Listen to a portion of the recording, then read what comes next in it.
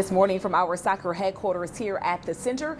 So you might remember back in January, we told you about the big revitalization of South downtown Atlanta. Well, they had a lot of work to do, and we are checking in just a few days before our first FIFA 2026 World Cup match. That is where we find 11 Alive's Joe Ripley reporting live on the big push to get those businesses up and running. Joe, good morning. Hey, good morning to you, Aisha. We're just about 10 or 15 minutes down the road from you there at the center here in South Downtown, where developers say they plan for this area to be a new base for innovators, creators, and entrepreneurs. Let me show you what is already done here in South Downtown. You can see a lot of the work has been done. Still a lot more work to do, though. We've seen ladders and construction workers trying to put the final touches on some of these businesses that expect to open this weekend. Of course, it's all breathing fresh life into an area that's gone decades without development, just in time for Atlanta's first World Cup match. Dallas Miller has seen the landscape change from the comfort of the kitchen. When I first moved here, there were still payphones outside the tunnel.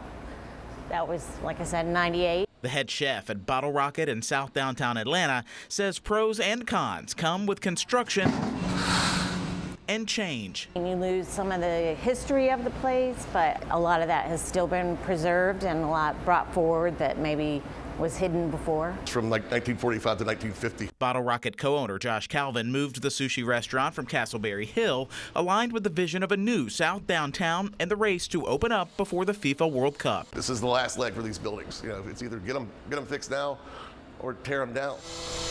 We're all running on steam. It's fun to see, and everybody's hustling, but we're all pretty tired. Blake Stoner, board chair of Heart of South Downtown, hopes the work over the last several months overshadows decades of blight, crime, and neglect. Some people have been living here so long, and this is the first time they've seen anything, let alone the whole district be revitalized. April Stammel says South Downtown is sandwiched between two MARTA stations and will have 200 cameras and use quadrupeds to keep the area safe, even though it's still a work in progress. I compare it to having an open house. Not everything is completely perfect or ready or finished, but we are ready enough to start welcoming people to come experience this new chapter of South Downtown. A new chapter, Broad Street barbecue owner Jason First can't wait to kick off. I'm here for a long time. I'm not just here for the World Cup. I didn't just do this for the World Cup.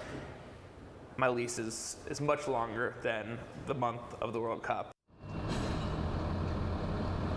They are in it for the long haul, and as you can see, the mural's already up here on the side of the House of Spain. La Roja fan headquarters will be right here in South Downtown.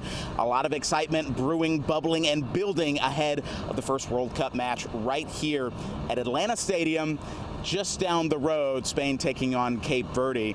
But before then, tomorrow, South Downtown will have its coming out party of sorts. There's going to be a lot of fanfare and a festival of sorts. There'll be a DJ, yoga in the park, a free soccer clinic for kids, and you can check out what's open here. We've got El Tesoro, Glide Pizza, Broad Street Barbecue, just to name a few. Guys.